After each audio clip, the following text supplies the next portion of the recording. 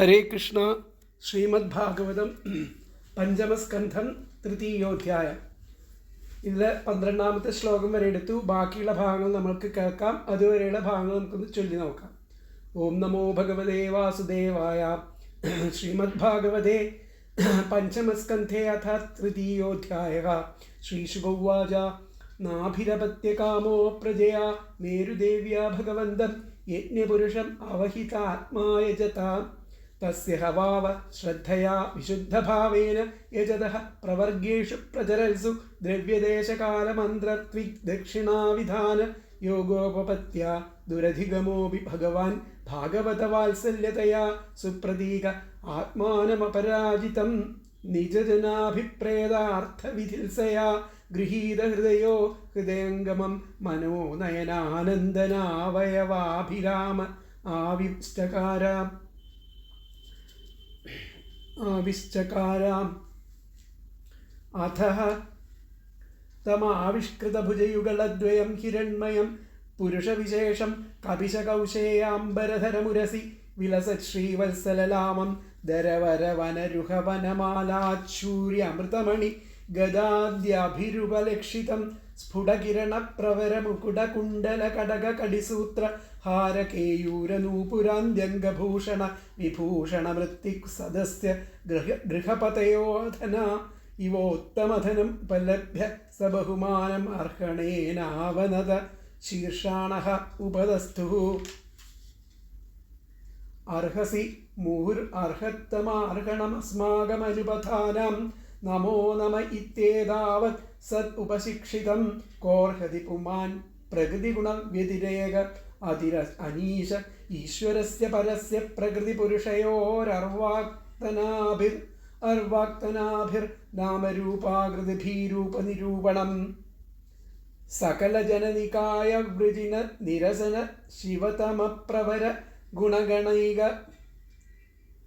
ദേശകഥനാദൃതേ പരിജന അനുരാഗ വിരചിത ശബള സംശബ്ദ സലിലസിത കിസലയ തുളസികാതുർവാങ്കുരൈരപി സംഭൃതയാ സപര്യയാ കില പരമ പരിതുഷ്യസി അഥാനയാപി ന ഭവത ഇജ്യയോരുഭാരഭരയാ സമുചിതമർത്ഥമിഹോപലഭാമഹേ ആത്മന ഏവാനുസവനമഞ്ജസാ വിതിരേകേണ ബോഭൂയമാനാശേഷപുരുഷാർത്ഥ സ്വരൂപസ്യ കിം തു നാഥാശിഷ ആശാസാനാമേതദഭിസംരാധനമാത്രം ഭവിതുമർഹതി തദ്യഥാ ബാലിശാനാം സ്വയമാത്മനഃ ശ്രേയഃ പരമവിദുഷാം പരമപുരുഷ പ്രകർഷകരുണയാ സ്വമഹിമാനം ചാപവർഗാഖ്യമുപകൽപ്പയിഷ്യൻ സ്വയം നാപജിത ഏവേതരവതിഭോവ ഇഹോപലക്ഷിതഃ.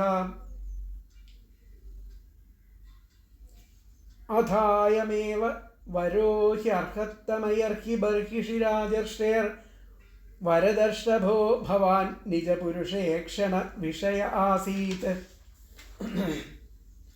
അസംഗനിശിതജ്ഞാനാനലവിധൂതാശേഷമലാനം ഭവൽ സ്വഭാവാനാം ആത്മാരാമാണാം മുനീനാമനവരത പരിഗുണിത ഗുണഗണ പരമമംഗളായന ഗുണഗണ കഥനോസി.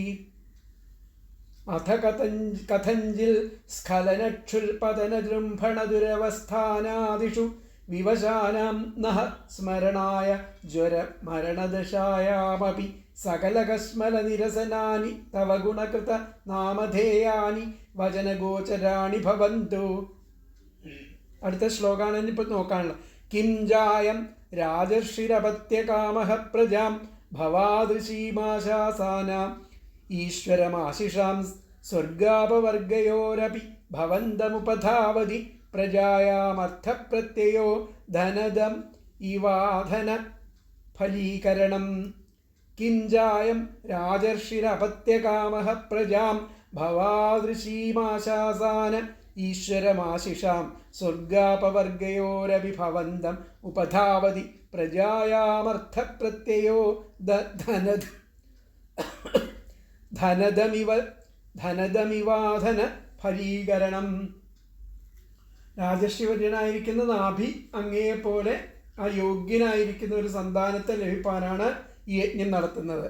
കിംജായം രാജർഷിരപത്യകാമ, രാജർഷി അപത്യകാമനായിട്ട്, അതായത് പ്രജാകാമനായിട്ടാണ് പ്രജാം ഭവാദൃശീം ആശാസാനാം ഈശ്വരമാശിഷാം സ്വർഗാപവർഗയോരഭിഭവന്തമുപധാവതി പ്രജായാമർത്ഥപ്രത്യയോ ധനദമിവാധന ഫലീകരണം. ആ രാജർഷിവരനായിരിക്കുന്ന നാഭി അങ്ങയെപ്പോലെ യോഗ്യനായിരിക്കുന്ന ഒരു സന്താനത്തെ ലഭിക്കാനാണ് ഈ യജ്ഞം നടത്തുന്നത്. സ്വർഗാപവർഗങ്ങളെ പ്രദാനം ചെയ്യുവാൻ സമർത്ഥനും സാക്ഷാൽ ഈശ്വരനുമായ അങ്ങയോട് നിസ്സാരമായിരിക്കുന്ന ഈ അഭ്യർത്ഥന ചെയ്യുന്നത് ഒരു ദരിദ്രൻ കുബേരനെ സമീപിച്ച് അല്പം ചേറിക്കളഞ്ഞ നെല്ല് ചോദിക്കുന്നത് പോലെയാണ്. അതാണ് ഇവിടെ പറഞ്ഞിരിക്കുന്നത്. പ്രജായാം അർത്ഥപ്രത്യയോ ധനതമിവാധന ഫലീകരണം. അപ്പോൾ നമുക്ക് നോക്കാം. കിം ച അത്രമാത്രല്ല, കിഞ്ച അത്രമാത്രല്ല, അപത്യകാമ സന്താനത്തെ ആഗ്രഹിക്കുന്നതായിരിക്കുന്ന അയം, സന്താനത്തെ ആഗ്രഹിക്കുന്ന അയം രാജർഷി, ഈ രാജശ്രേഷ്ഠൻ, ആഗ്രഹിക്കുന്ന ഈ രാജശ്രേഷ്ഠൻ, അതായത് നാഭി, പ്രജായാം പ്രജയിൽ അർത്ഥപ്രത്യേക പുരുഷാർത്ഥ ബുദ്ധിയോടുകൂടി കൂടിയവനായിട്ട് ഫലീകരണം ധാന്യ തുഷയെ എന്ന് പറഞ്ഞു കഴിഞ്ഞാൽ ഉമി, ധാന്യ ഉഷയെ ഉമിയെ, ധാന്യ ഫലീകരണം എന്ന് പറഞ്ഞാൽ ധാന്യ തുഷയെ ഉമിയെ, ആശാസാനഹ അധനഹ ആഗ്രഹിക്കുന്ന ദരിദ്രൻ, ധനദം ഇവ ധനദാതാവിനെ എന്ന പോലെ, ധാന്യതുഷയെ ഉമിയെ ആഗ്രഹിക്കുന്ന ദരിദ്രൻ, ധനദാതാവിനെ എന്ന പോലെ, ഭവാദൃശീം പ്രജാം ഭവാനോട് തുല്യനായിരിക്കുന്ന ഒരു പ്രജയെ, ഭവാനോട് തുല്യനായിരിക്കുന്ന ഒരു പ്രജയെ, ആശാസാനാം ആഗ്രഹിക്കുന്നവനായിട്ട്, ആശിഷാം ഭോഗങ്ങളുടെയും, സ്വർഗാപവർഗയോഹോ അപ്പി സ്വർഗത്തിൻ്റെയും മോക്ഷത്തിൻ്റെയും ഈശ്വരം സ്വാമിയായിരിക്കുന്ന ഭവന്തം അങ്ങയെ ഉപധാവന്തി അങ്ങയെ പൂജിക്കുന്നു.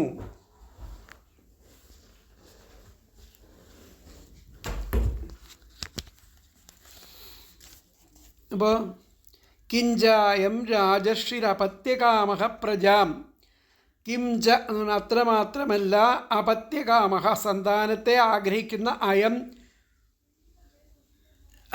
രാജർഷി, കിംച അയം രാജർഷി, അയം രാജർഷി എന്ന് പറഞ്ഞാൽ ഈ രാജശ്രേഷ്ഠൻ, അതായത് നാഭി, പ്രജായാം പ്രജയിൽ അർത്ഥപ്രത്യേക പുരുഷാർത്ഥ ബുദ്ധിയോട് കൂടിയവനായിട്ട്, പ്രജ ഉണ്ടാവണം എന്നുള്ള ബുദ്ധിയോട് കൂടിയിട്ട്, ഫലീകരണം ധാന്യതുഷയെ ഉമിയെ, ആശാസാനാം അധന ആഗ്രഹിക്കുന്ന ദരിദ്രൻ, ധനദം ഇവ ധനദാതാവിനെ എന്ന പോലെ, ഭവാദൃശീം പ്രജാം അങ്ങയോട് തുല്യനായിരിക്കുന്ന ഒരു പ്രജയെ, ഭഗവാനോട് തുല്യനായിരിക്കുന്ന ഒരു പ്രജയെ, ആശാസാനഹ ആഗ്രഹിക്കുന്നവനായിട്ട്, ആശിഷാം ഭോഗങ്ങളുടെയും സ്വർഗാപവർഗങ്ങളുടെയും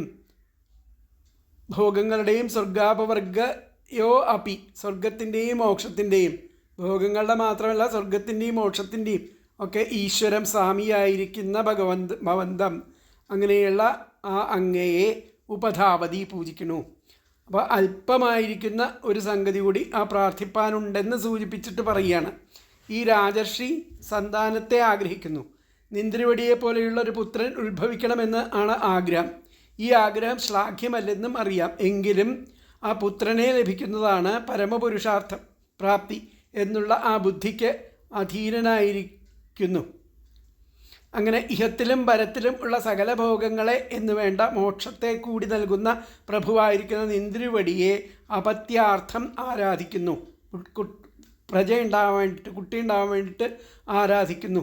ഉത്കൃഷ്ടസ്ഥാനത്തെ ദാനം ചെയ്യുവാൻ സമർത്ഥനായിരിക്കുന്ന ഒരു ധനവാനെ, ഉത്കൃഷ്ടസ്ഥാനത്തെ ദാനം ചെയ്യുവാൻ സമർത്ഥനായിരിക്കുന്ന ഒരു ധനവാനെ ആരാധിച്ചിട്ട്, ദരിദ്രനായ ഒരുവൻ അവനിൽ നിന്നും ഉമിയെ യാചിക്കുന്നത് പോലെ തുച്ഛമാകുന്നു. ഈ വലിയ വലിയ മോക്ഷത്തെയും ഇതിനെയൊക്കെ കൊടുക്കാൻ പ്രാപ്തിയുള്ള അങ്ങയോടാണ് ഈ പ്രജയ്ക്ക് വേണ്ടിയിട്ട് കാമിച്ച് ഈ യജ്ഞം നടത്തുന്നത്. അപ്പോൾ അത് ഈ പറഞ്ഞ പോലെ ആ ദരിദ്രൻ ഉമിയെ യാചിക്കുന്നത് പോലെ തുച്ഛം ആകുന്നു. എങ്കിലും ആ പ്രാരബ്ധാനുസരണം വന്നു ചേർന്ന വാസനയെ നിരസിപ്പാൻ അശക്തനായതിനാൽ ഇങ്ങനെ ആഗ്രഹിക്കുന്നു എന്നാണ് അഭിപ്രായം. അപ്പോൾ നോക്കാം നമുക്ക്.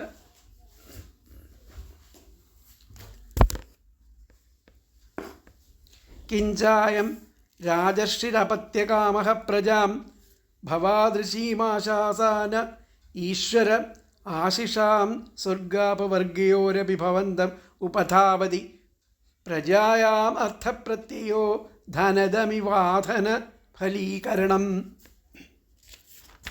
അപ്പോൾ അത്ര തന്നെയല്ല ആ പുത്രകാമനായിരിക്കുന്ന ഈ രാജർഷി സന്തതി തന്നെ പുരുഷാർത്ഥം എന്ന് കരുതി ദരിദ്രൻ ഒരു പിടി പതിരിന് വേണ്ടിയിട്ട് കുബേരനെ എന്ന പോലെ സർവ്വ ആശിസ്സുകളുടെയും സ്വർഗത്തെയും മുക്തിയെപ്പോലും കൊടുക്കുന്ന ഇന്ദ്രവടിയെ അവിടുത്തെ പോലുള്ള ഒരു പുത്രനെ ആഗ്രഹിച്ചുകൊണ്ട് ശരണം പ്രാപിച്ചിരിക്കുന്നു.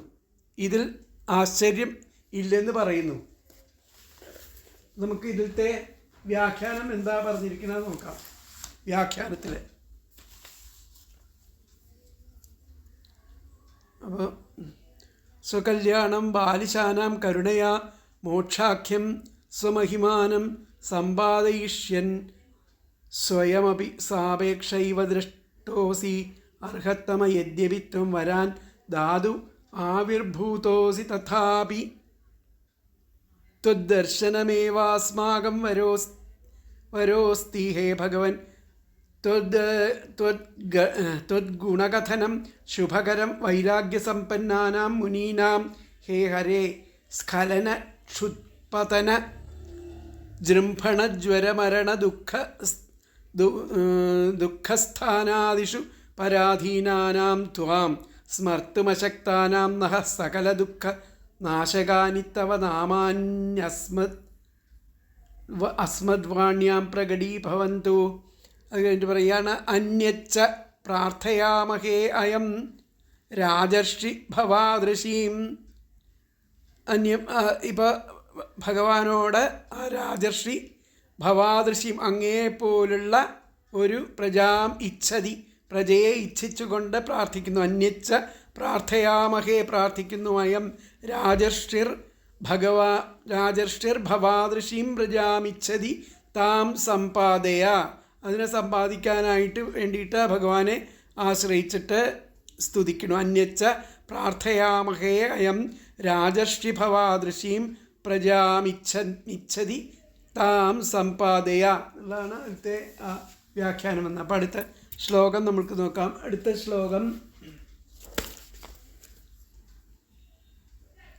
കോ വാ ഇഹതേ പരാജിതയാ മായയാനവസിത പദദ്രവ്യാനാവൃതമതിർ വിഷയരസാ.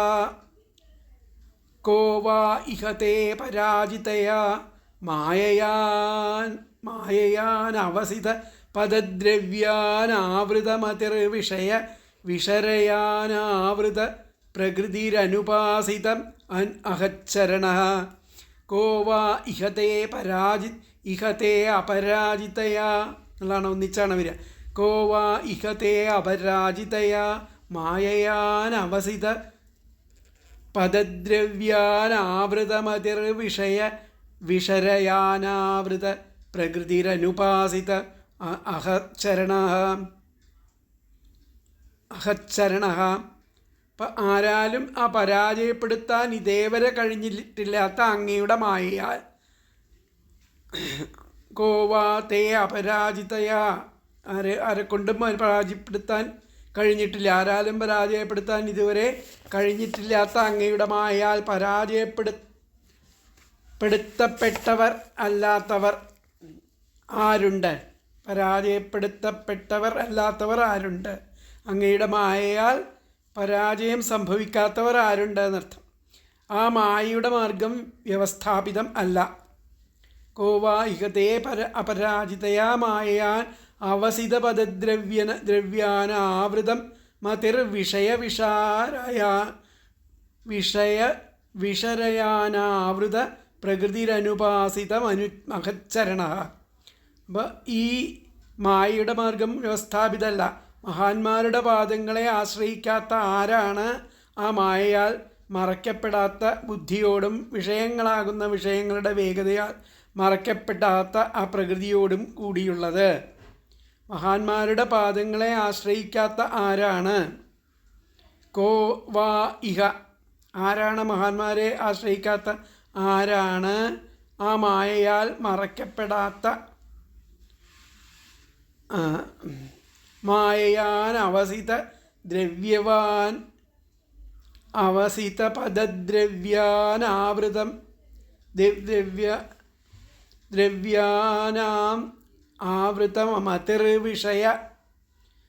അപ്പോൾ മഹാന്മാരുടെ പാദങ്ങളെ ആശ്രയിക്കാത്ത ആരാണ് ആ മായയാൽ മറയ്ക്കപ്പെടാത്ത ബുദ്ധിയോടും വിഷയങ്ങളാകുന്ന വിഷയങ്ങളുടെ വേഗതയാൽ ആ മറയ്ക്കപ്പെടാത്ത ആ പ്രകൃതിയോടും കൂടിയുള്ളത്. അനാവൃതമതിർ വിഷയാനാവൃത പ്രകൃതിരനുപാസിത മഹച്ചരണ എന്നുള്ളതാണ്. ആരാണ് ഈ മായ കൊണ്ട് മറയ്ക്കപ്പെടാത്ത ബുദ്ധിയോടും അതുപോലെ വിഷയങ്ങളാകുന്ന ആ വിഷങ്ങളുടെ വേഗതയാൽ മറയ്ക്കപ്പെടാത്ത പ്രകൃതിയോടും കൂടിയുള്ളത്? വിഷരയ അനാവൃത പ്രകൃതി. വിഷരയ അനാവൃത പ്രകൃതി. വിഷയാസക്തിയാകുന്ന വിഷത്തിൻ്റെ വേഗത, ആധിക്യം എന്നിവയാൽ മറയ്ക്കപ്പെട്ടവൻ അർത്ഥം. അപ്പോൾ ആരാണ് അങ്ങനെ ഒരാൾ ഉള്ളത്? ഭഗവാന്റെ മായയാൽ ബുദ്ധിയും ഇതൊക്കെ പ്രകൃതവും ഒക്കെ മാറിയിട്ടില്ലാത്ത ആരാണ് ഉള്ളതെന്ന് ചോദിക്കുകയാണ്. കോവാ ഇഹ തേ അപരാജിതയാ മായയാൻ അവസിത പദവ്യാനാവൃത മതിർ വിഷരയാനാവൃത പ്രകൃതിരനുപാസിത മഹച്ചരണ. ഇഹ ഇവിടെ തേ അപരാജിതയാ മായയാ. ഇവിടെ അങ്ങയുടെ മായയാൽ. തേ അപരാജിതയ അങ്ങയുടെ ആരാലും ജയിക്കപ്പെടാത്തതായിരിക്കുന്ന മായയാൽ. ഇഹ ഇവിടെ തേ അപരാജിതയാ മായയാ അങ്ങയുടെ ആരാലും ജയിക്കപ്പെടാത്തതായിരിക്കുന്ന മായയാൽ. അപരാജിത ജയിക്കപ്പെടാത്തവൻ ആരാണ്? ആരാണ് ഉള്ളത്? അവസിത പദവ്യ നിശ്ചയിക്കപ്പെടാത്ത മാർഗത്തോടു കൂടിയ മായയാ. അവസിത പദവ്യ മായയാ അതായത് നിശ്ചയിക്കപ്പെടാത്ത മാർഗത്തോടു കൂടിയ മായയാൽ. അനാവൃതമതിഹി മറയ്ക്കപ്പെടാത്ത ബുദ്ധിയോടും വിഷയാനാവൃത പ്രകൃതി വിഷയങ്ങളാകുന്ന വിഷങ്ങളുടെ വേഗത്താൽ മറയ്ക്കപ്പെടാത്ത പ്രകൃതിയോടുകൂടിയവനും ആയിട്ട് അനുപാസിത മഹച്ചരണം ആ മഹാന്മാരുടെ പാദങ്ങളെ ഉപാസിക്കാത്തവർ ആണെന്ന് വരികിൽ കഹ ആരിയ്ക്കുന്നു? അങ്ങനെ ഉപാസിക്കാത്തവരെ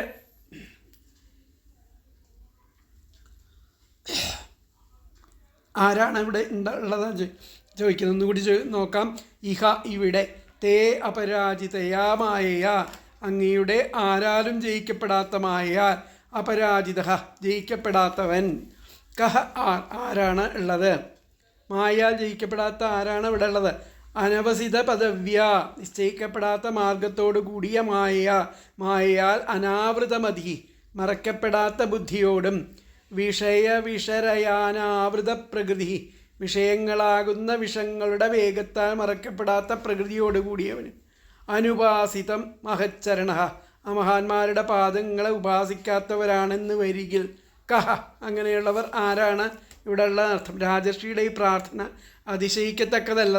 എന്തുകൊണ്ടെന്നാൽ ആ ബ്രഹ്മാദി ദേവന്മാർക്കാരാൽ കൂടി ജയിക്കപ്പെടാത്ത നിന്തിരുവടിയിടമായാൽ ജയിക്കപ്പെടാത്തവർ ഈ ലോകത്തിൽ ആരുണ്ട്? എവിടെ നിന്ന് വന്നിരിക്കുന്നുവെന്ന് ആരാലും മാർഗനിർണയം ചെയ്യപ്പെടുവാൻ കഴിയാത്ത ആ നിന്തിരുവടിയുടെ ആ പരാശക്തി ആരുടെ വിചാരശക്തിയെ മന്ദീഭവിക്കുന്നില്ല. വിഷയങ്ങളാകുന്ന വിഷങ്ങളുടെ ലോകം ഏതൊരുവൻ്റെ പ്രകൃതിയെയാണ് വ്യാപിക്കാതിരിക്കുന്നത്. അപ്പോൾ മഹാന്മാരുടെ പാദപത്മങ്ങളെ ആശ്രയിപ്പാനുള്ള ഭാഗ്യം ആർക്ക് സിദ്ധിച്ചിട്ടില്ലയോ അവരെല്ലാം തന്നെ മായാധീനന്മാരായതിനാൽ ഈ പ്രാർത്ഥന ആശ്ചര്യം ആണെന്ന് വിചാരിപ്പാൻ അവകാശം ഇല്ല. അപ്പം മായാസന്തരണം പരമഗുരുചരണ സേവ കൊണ്ട് മാത്രം സാധിക്കുന്നതാണ് മായാസന്തരണം എന്ന് പറയുന്നത്. സാധിക്കുകയുള്ളൂ എന്നിവിടെ ഊന്നി പറഞ്ഞിരിക്കുന്നതിൽ ശ്രദ്ധിക്കേണ്ടത് അത്യാവശ്യമാണ് അർത്ഥം. അപ്പം ഇതാണ് ഈ ശ്ലോകത്തിൻ്റെ അർത്ഥം ആയിട്ട് വരുന്നത്. അപ്പോൾ നോക്കാം നമ്മൾക്ക്. കോ വായിഹത്തെ അപരാജിതോ പരാജിതയാ മായയാ അനവസിത പദവ്യാനാവൃത മതിർ വിഷയ വിഷരയാനാവൃത പ്രകൃതിരനുപാസിത മഹച്ചരണ. ആ മഹാപുരുഷന്മാരുടെ ശ്രീപാദങ്ങളെ ആശ്രയിക്കാത്ത പക്ഷം ആരാലും ജയിക്കപ്പെടാത്തതും അറിയപ്പെടാത്ത മാർഗത്തോടു കൂടിയതുമായ അവിടുത്തെ മായയാൽ ആരാണ് ജയിക്കപ്പെടാത്തവൻ? ആരാണ് വിഷയങ്ങളാകുന്ന വിഷങ്ങളുടെ ശക്തിയാൽ മോഹിതചിത്തനല്ലാത്തവൻ? ആരാണ് മോഹിത പ്രകൃതി അല്ലാത്തവൻ? മഹാത്മാക്കളെ സേവിക്കാതെ ആർക്കും യോഗമായയെ ജയിക്കുവാനോ മോഹിതനാവാതിരിക്കുവാനോ സാധിക്കില്ലെന്ന് ഭാവം. ഇതാണ് ഈ ശ്ലോകത്തിൻ്റെ അർത്ഥം. അപ്പം ഇതിലത്തെ വ്യാഖ്യാനം എന്താ പറഞ്ഞതെന്ന് നോക്കാം. വ്യാഖ്യാനത്തിൽ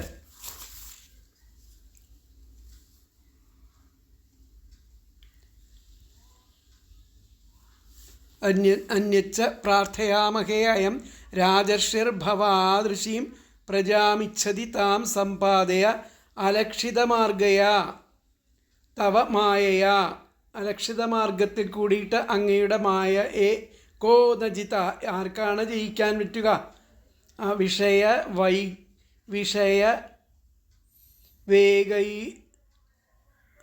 വിഷയവേഗൈരനാവേഷ്ടിത പ്രകൃതി, വിഷയവേഗങ്ങളെ കൊണ്ട് അനാവൃതം ആയിരിക്കുന്ന പ്രകൃതി ആർക്കാണ് ഉള്ളത്? അലക്ഷിതമാർഗം കൊണ്ട് ആ മായയെ ആർക്കാണ് ജയിക്കാൻ പറ്റുന്നത്? വിഷയവേഗത്താൽ ഈ പ്രകൃതിയെ ആർക്കാണ് അനാവേഷ്ടിതം ആക്കാൻ, പ്രകൃതിയേക്കും പുറത്ത് ആർക്കാണ് പോവാൻ സാധിച്ചിട്ടുള്ളത്? പ്രകൃതിയെ ജയിക്കാൻ ആർക്കാണ് സാധിച്ചിട്ടുള്ളത്? ന കോപി, ആർക്കും ഇല്ല എന്നുള്ളതാണ് പറയുന്നത്. ആർക്കും ഇല്ല. അപ്പോൾ അതാണ് അലക്ഷിതമാർഗയാ തവ മായയാ കോ നജിത. അലക്ഷിതമാർഗം കൊണ്ട് അങ്ങയുടെ മായയെ ഒരുത്തനും ജയിക്കാനായിട്ടില്ല. വിഷയവേഗേരനാവേഷ്ടിതം, വിഷയവേഗങ്ങളെ കൊണ്ട് അനാവേഷ്ടിതം, ആ പ്രകൃതിയെ അനാവേഷ്ടിതമാക്കാൻ ആർക്കും സാധിച്ചിട്ടില്ല. വിഷയവേഗൈരനാവേഷ്ടിത പ്രകൃതി കോവ, അങ്ങനെയുള്ളവർ ആരാണ്? ന കോപി, അങ്ങനെയുള്ളവരൊന്നും ആരും തന്നെ ഇല്ല എന്നുള്ളതാണ് ആ വ്യാഖ്യാനത്തിൽ പറയണം. ഒന്നും കൂടി ആ വ്യാഖ്യാനം വായിക്കാം. അലക്ഷിതമാർഗയാ തവ മായയാ കോ നജിത വിഷയവേഗൈരനാവേഷ്ടിത പ്രകൃതി കോ വാ ന കോപി എന്നുള്ളതാണ് ചോദിച്ചിരിക്കുന്നത്. അപ്പോൾ അടുത്ത ശ്ലോകം നമുക്ക് നോക്കാം. അടുത്ത ശ്ലോകം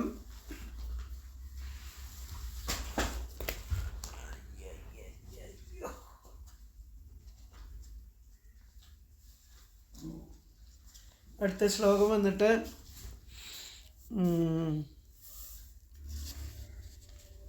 15ാമത്തെ ശ്ലോകം. യദുഹവാവ തവ പുനരദഭ്രകർത്തരിഹ സമാഹൂതസ്തത്രാർത്ഥധിയാം മന്ദാനാം നസ്തദ്യദ്ദേവഹേളനം ദേവദേവാർഹസി സാമ്യേന സർവാൻ പ്രതിവോഢും അവിദുഷാം.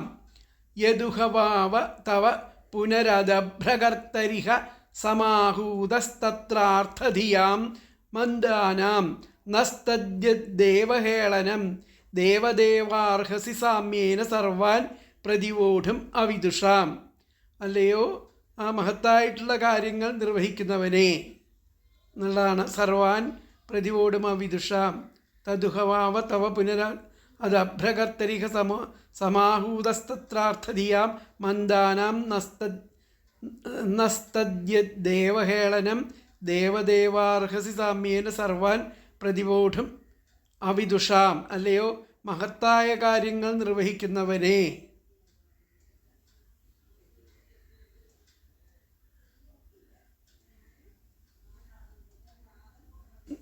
മന്ദബുദ്ധികളായിരിക്കുന്ന അടിയങ്ങൾ അങ്ങയെ കാര്യസാധ്യത്തിന് വേണ്ടിയാണ് വരുത്തിയത്.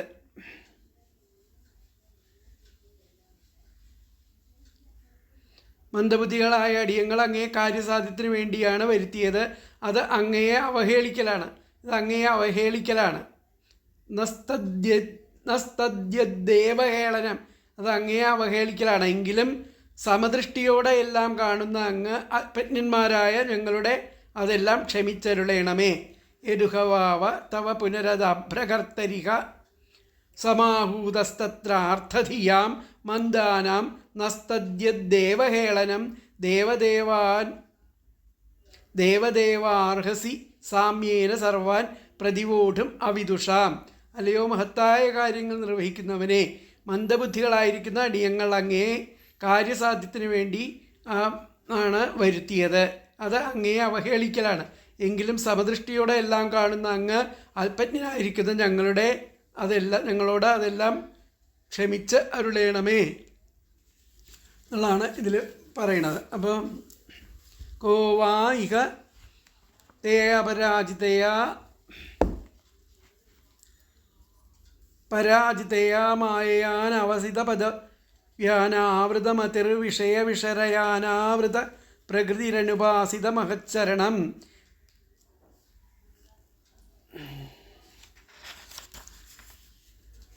അത് കഴിഞ്ഞിട്ട് യദുഹവാവ തവ പുനരദഭ്രകർത്തരിഹ സമാഹൂത സ്തത്രാർത്ഥധിയാം മന്ദാനാം നസ്തദ്യദ്ദേവഹേളനം ദേവദേവാർഹസി സാമ്യേന സർവാൻ പ്രതിവോഢുമവിദുഷാം.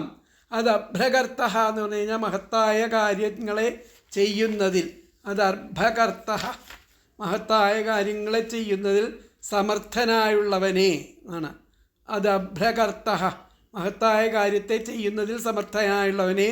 യത് യാതൊന്നു ഹേതുവായിട്ട് ഇഹ ഇതിനായിട്ട് സമാഹൂത വിളിക്കപ്പെട്ട ദേവദേവ ദേവന്മാർക്കും ദേവ തത്ര അർത്ഥധിയാം അതിൽ ആ പുരുഷാർത്ഥ ബുദ്ധിയോടുകൂടിയവരും മന്ദാനാം ബുദ്ധിഹീനന്മാരും അവിദുഷാം അറിവില്ലാത്തവരുമായിരിക്കുന്ന നഹ യത് ദേവഹേളനം തത് ഞങ്ങളുടെ യാതൊരു ദേവഹേളനത്തെ ഞങ്ങളുടെ യാതൊരു ദേവഹേളനത്തെ സർവാൻ സാമ്യേന എല്ലാവരെക്കുറിച്ചും സമഭാവത്തിൽ എല്ലാവരെക്കുറിച്ചും സമഭാവത്തിൽ പ്രതിവോഢം സഹിപ്പാനായിക്കൊണ്ട് അർഹസി ആർക്കാണ് സാധിക്കുക, ആര് അർഹിക്കുന്നു അതിന്.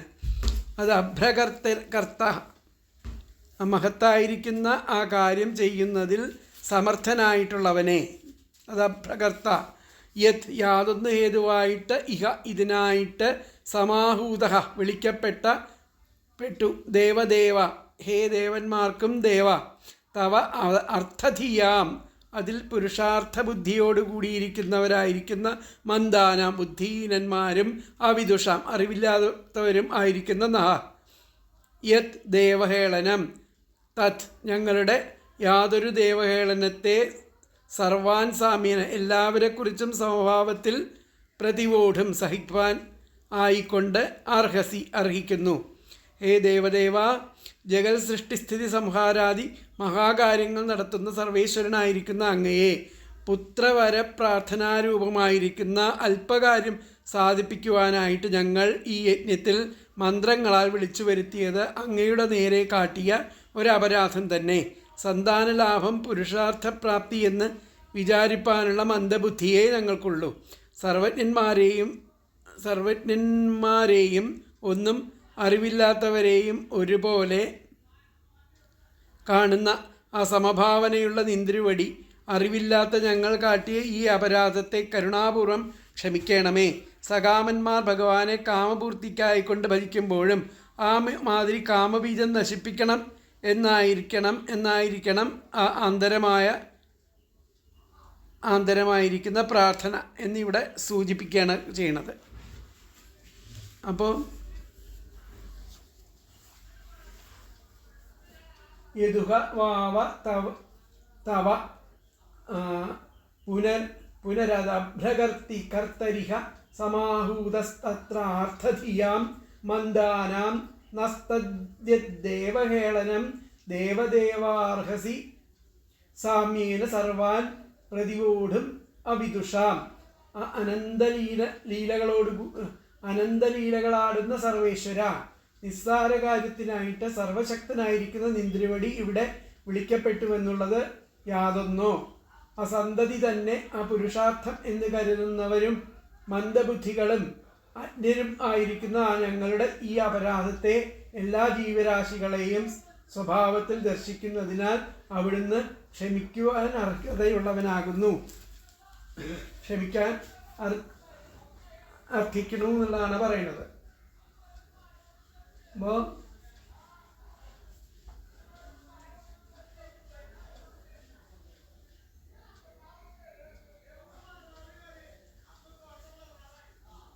അപ്പോൾ ഇതിലത്തെ ആ വ്യാഖ്യാനം എന്താ പറഞ്ഞാൽ നോക്കാം. വ്യാഖ്യാനത്തിൽ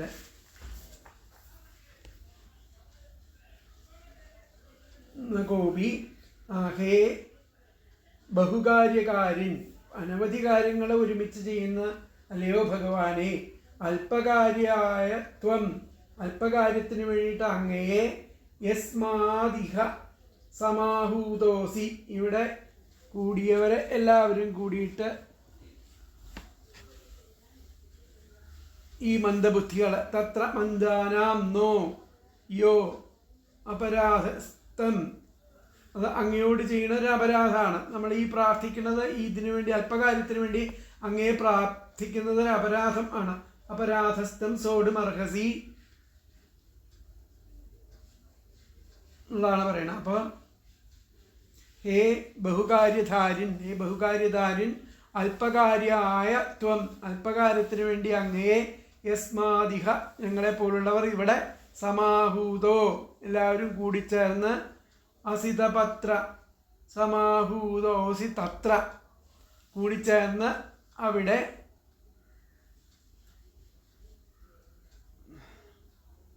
മന്ദാനാം, മന്ദബുദ്ധികളായിരിക്കുന്ന നോ ഞങ്ങൾ, യോപരാധം, അങ്ങയോട് ചെയ്തിരിക്കുന്ന അപരാധം, അങ്ങയോട് വലിയ ഒരു അപരാധം ചെയ്തിരിക്കുന്നു.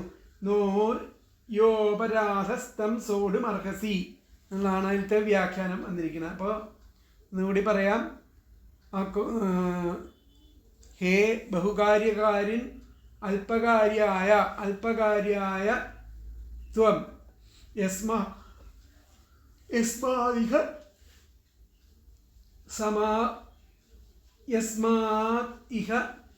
സമാഹൂതോസി തത്ര മന്ദാനാം നോ യോപരാധസ്തം സോഢുമർഹസി. ഇതാണ് അതിലത്തെ വ്യാഖ്യാനം. അപ്പോൾ അടുത്ത ശ്ലോകം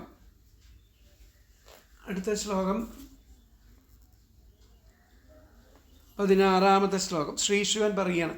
ശ്രീശുകൗവാച ഇതി നിഗതേനാഭിഷ്ടൂയമാനോ ഭഗവാൻ അനിമിഷർഷഭോ വർഷധാരാഭിവാദിതാഭിവന്ദിതചരണഃ സദയമിദമാഹ. ഇതി നിഗതേനാഭീഷ്ടൂയമാനോ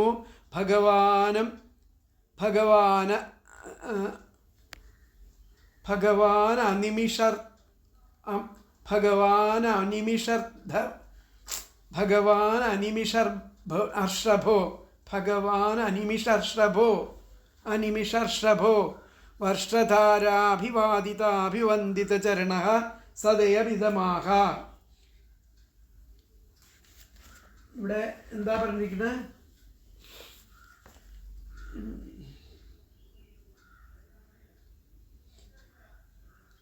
ശ്രീശുകം പറയാണ് ഇതി നിഗതേനാഭീഷ്ടൂയമാനോ ഭഗവാൻ അനിമിഷർഷഭോ വർഷധാരാഭിവാദിതാഭിവന്ദിതചരണഃ സദയമിദമാഹ. ഇപ്രകാരം ആ വ്യക്തമാവണ്ണം സ്തുതിക്കപ്പെട്ടവനും ദേവദേവനുമായിരിക്കുന്ന ഭഗവാൻ ആ രാജ്യത്തിൻ്റെ ചക്രവർത്തിയായിരിക്കുന്ന നാഭിയാൽ നമിക്കപ്പെട്ട ചരണാരവിന്ദത്തോടു കൂടിയവനായിട്ട് ദയാവായ്പോടെ ഇപ്രകാരം അരുളി ചെയ്തു എന്നുള്ളതാണ് പറയുന്നത്. അപ്പോൾ ഇതി നിഗതേനാഭീഷ്ടൂയമാനോ,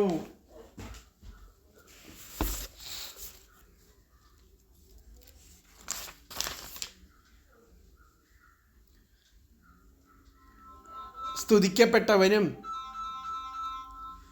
ദേവദേവനുമായിരിക്കുന്ന ഭഗവാൻ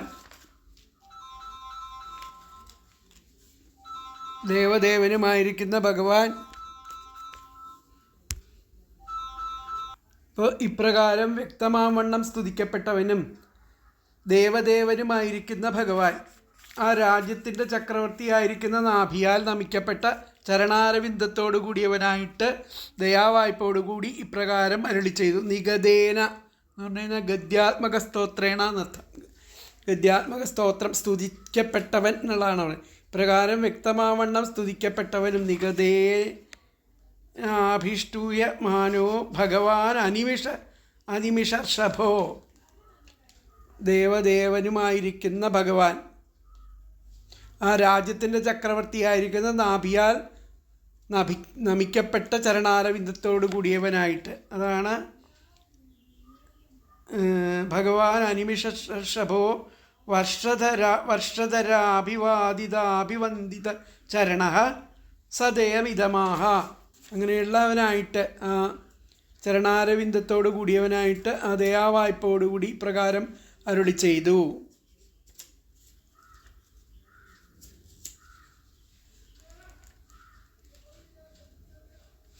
അപ്പോൾ ഇവിടെ പറഞ്ഞിരിക്കുന്നത് ഇതി നിഗദേനാഭീഷ്ടൂയമാനോ, ഇതി നിഗദേന ഇപ്രകാരം വാക്യത്ത, ഇതി നിഗദേന ഇപ്രകാരം വാക്യത്താൽ,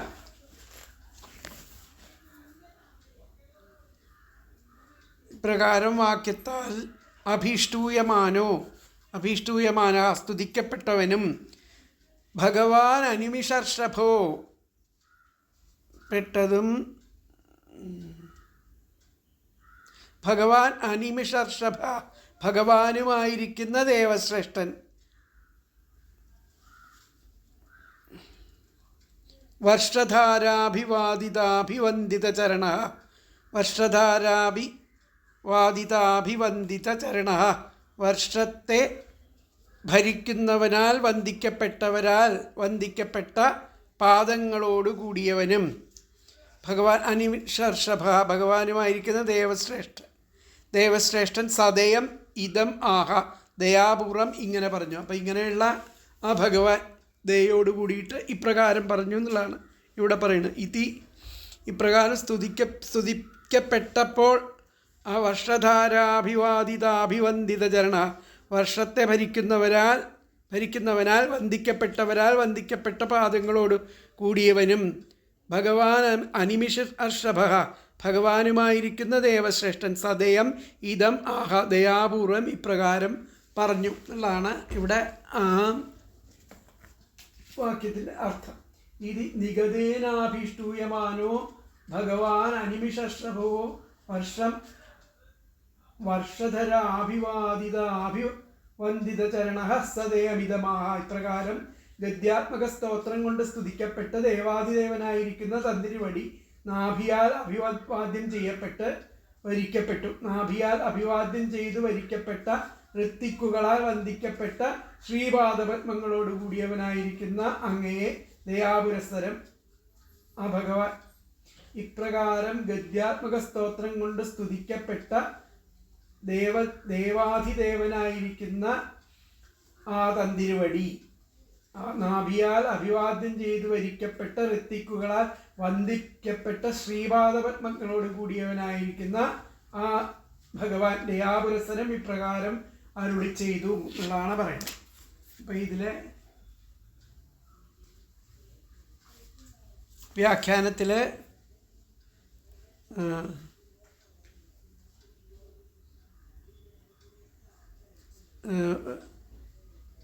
ഏവം ഇപ്രകാരം ഗദ്യാത്മസ്തോത്രേണ സ്തുതഃ ഗദ്യാത്മകമായിരിക്കുന്ന സ്തോത്രം കൊണ്ട് സ്തുതിക്കപ്പെട്ട സൻ അവിടെ ഹരിരാഹ സ്തുതിക്കപ്പെട്ടപ്പോൾ ആ ശ്രീഹരി പറഞ്ഞു എന്നാണ് പറയുന്നത്. അപ്പോൾ ഏവം ഇപ്രകാരം ഗദ്യാത്മസ്തോത്രേണ സ്തുതഃ ഇപ്രകാരം ആ നാഭിയാൽ സ്തുതിപ്പിക്കപ്പെട്ട ആ ഭഗവാൻ സൻ ഹരിരാഹ ആ ഭഗവാൻ ഇപ്രകാരം പറഞ്ഞു എന്നുള്ളതാണ് ആ വ്യാഖ്യാനത്തിൽ പറയുന്നത്. ആരോ വിളിച്ചിരുന്നു കേട്ടോ. ഏവം ഗദ്യാത്മസ്തോത്രേണ സ്തുതഃ സൻ ഹരിരാഹ. ഇതിലെ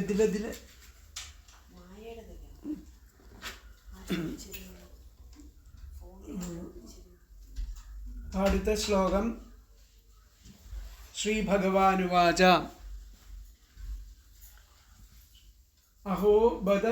അഹോ ബദാഹമൃഷയോ ഭവദ്ഭിരവിതഥ ഗീർ. അഹോ ബദാഹമൃഷയോ ഭവദ്ഭിരവിതഥ ഗീർഭിർവരമസുലഭം അഭിയാചിതോ യദമുഷ്യാത്മജോ മയാ സദൃശോ ഭൂയാദിതി. മമാഹമേവാഭിരൂപഃ കൈവല്യാദഥാപി ബ്രഹ്മവാദോ ന മൃഷാ ഭവിതുമർഹതി മമൈവ ഹി മുഖം യദ്വിജദേവകുലം. ഇവിടെ പറയാം. ശ്രീ ഭഗവാനുവാച അഹോ ബദാഹമൃഷയോ ഭവദ്ഭിരവിതഥ ഗീർഭിർവരം അസുലഭമഭിയാചിതോ യദമുഷ്യാത്മജോ മയാ സദൃശോ ഭൂയാദിതി. മമാഹമേവാഭിരൂപഃ കൈവല്യാദഥാപി ബ്രഹ്മവാദോ ന മൃഷാ ഭവിതുമർഹതി മമൈവ ഹി മുഖം യദ്വിജദേവകുലം. അല്ലയോ ഋഷീശ്വരന്മാരെ, ആശ്ചര്യം വളരെ ആശ്ചര്യമായിരിക്കുന്നു. ഇദ്ദേഹത്തിന് എന്നോട് തുല്യനായിരിക്കുന്ന ഒരു പുത്രൻ ഭവിക്കട്ടെ എന്നിപ്രകാരം സത്യവാക്കുകളായിരിക്കുന്ന നിങ്ങളാൽ അതിദുർലഭമായിരിക്കുന്ന വരമാണ് എന്നോട് യാചിക്കപ്പെട്ടത്. അഹോബദാഹമൃഷയോ ഭവദ്ഭിർ അവിദധാഗീർഭിർവരമസുലഭം അഭിയാചിതോ. അങ്ങനെ ഇദ്ദേഹത്തിന് തുല്യനായിരിക്കുന്ന ഒരു പുത്രൻ ഉണ്ടാവട്ടെ എന്നിപ്രകാരം അതിദുർലഭം ആയിരിക്കുന്ന ഒരു വരമാണ് എന്നോട് യാചിച്ചത്. ആത്മജോ മയാ സദൃശോ ഭൂയാദിതി.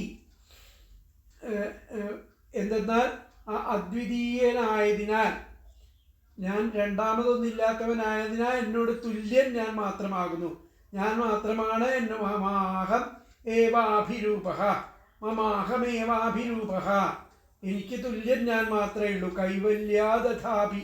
എന്നാലും വേദജ്ഞന്മാരായിരിക്കുന്ന മഹാത്മാക്കളുടെ വാക്ക് ഒരിക്കലും മിഥ്യയായി തീരുവാൻ യോഗ്യമല്ല. കൈവല്യാദഥാപി ബ്രഹ്മവാദോദമൃഷ.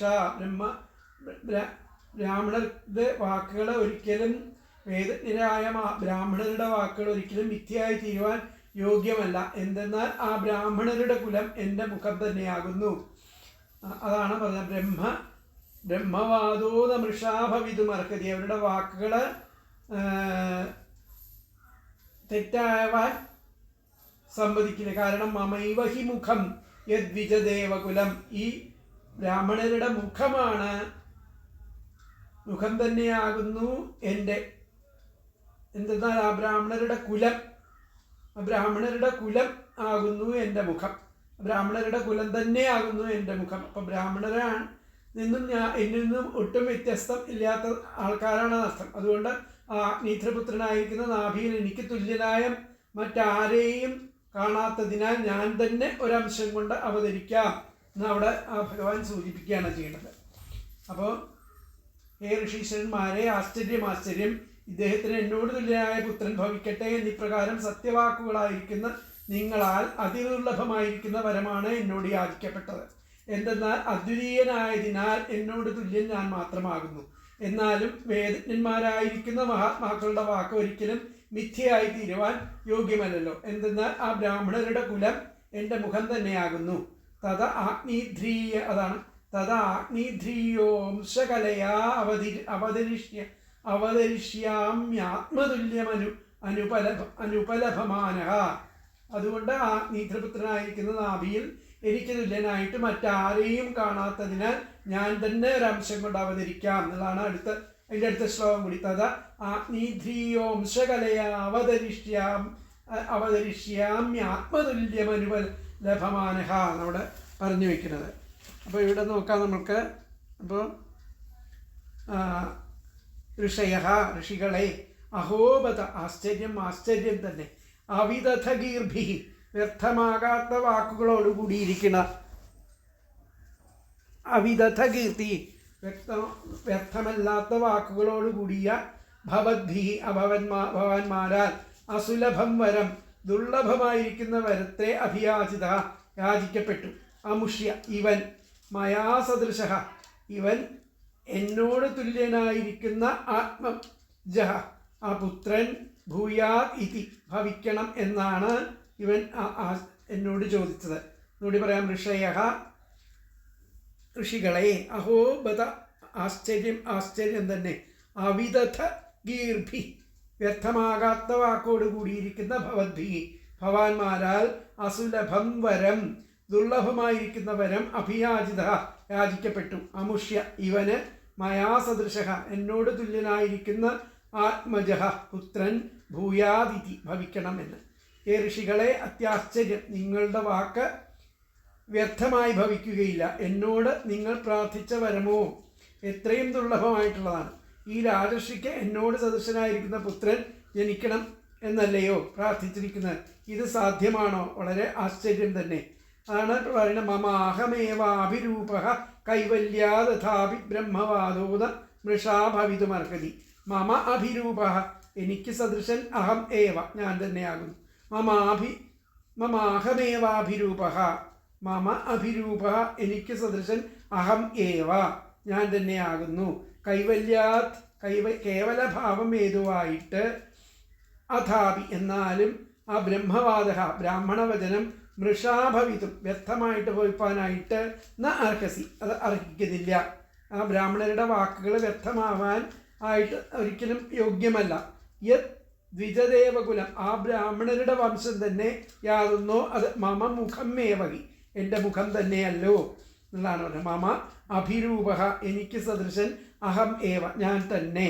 കൈവല്യ, കേവലഭാവം ഹേതുവായിട്ട്, അഥാപി എന്നാലും, ബ്രഹ്മവാദ ആ ബ്രാഹ്മണവചനം മൃഷാഭവിതും വ്യർത്ഥമായി ഭവിപ്പാനായിട്ട് ന അർഹതി യോഗ്യമല്ല. യത് ദ്വിജദേവകുലം, ആ ബ്രാഹ്മണ വംശം യാതൊന്നോ മമ മുഖം ഏവഹി, എൻ്റെ മുഖം തന്നെ ആണല്ലോ. അപ്പോൾ വരം ദുർലഭം എന്ന് പറഞ്ഞത് കൊണ്ടെന്നാൽ എന്നോട് സദൃശനായിട്ടുള്ളവൻ ഞാൻ തന്നെയല്ലാതെ അന്യനില്ലല്ലോ. എങ്കിലും ആ ബ്രാഹ്മണവചനം വ്യർത്ഥമാവാനും പാടുള്ളതല്ല. കാരണം ബ്രാഹ്മണകുലം എന്നത് എൻ്റെ മുഖം തന്നെയാകുന്നു. അവരുടെ വചനം വ്യർത്ഥമായാൽ എൻ്റെ മുഖത്തിൽ നിന്നും പുറപ്പെട്ടത് വ്യർത്ഥമെന്ന് വരുമല്ലോ. അതിനാൽ നിങ്ങളുടെ വാക്കിനെ സഫലമാക്കാതെ കഴിക്കുകയില്ല. അതുകൊണ്ട് തഥാ അഗ്നിധ്രീയോ വംശകലയാ അവതരിഷ്യ ആത്മതുല്യ അനുപലഭമാന. അതുകൊണ്ട് തഥാ, അതിനാൽ ആത്മതുല്യം ആത്മസദൃശനെ അനുപലഭമാന അഹം കാണാത്തവനായിരിക്കുന്ന ഞാൻ, അഗ്നിധ്രീയെ ആ അഗ്നിധ്രപുത്രനിൽ അംശകലയാ എൻ്റെ അംശത്താൽ അവതരിക്കുന്നേൻ.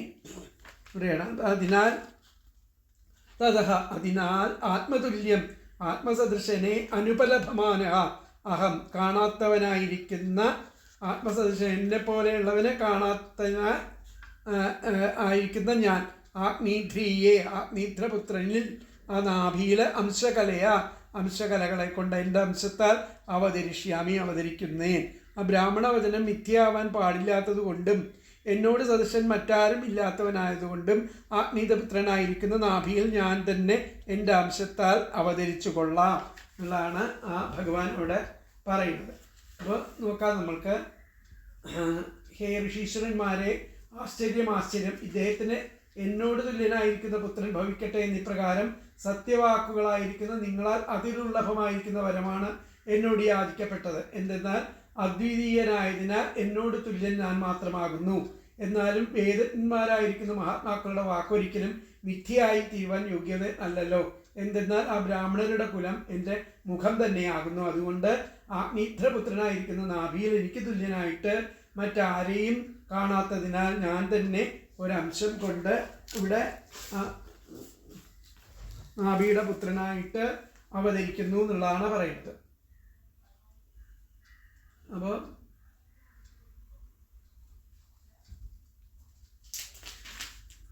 ഭഗവാനുവാച അഹോ ബദാഹം ഋഷയോ ഭവദ്ഭിരവിദധ ഗീർഭിർവരമസുലഭം അനുയാചിതോ യദമുഷ്യാത്മജോ മയാ സദൃശോ ഭൂയാദിതി മമാഹമേവാഭിരൂപഃ കൈവല്യാദഥാപി ബ്രഹ്മവാദോ ന മൃഷാ ഭവിതുമർഹതി മമൈവ ഹി മുഖം യദ്വിജദേവകുലം തദ ആഗ്നീധ്രീയേ അംശകലയാ അവതരിഷ്യാമ്യാം ആത്മതുല്യ അനുപലഭമാനഃ.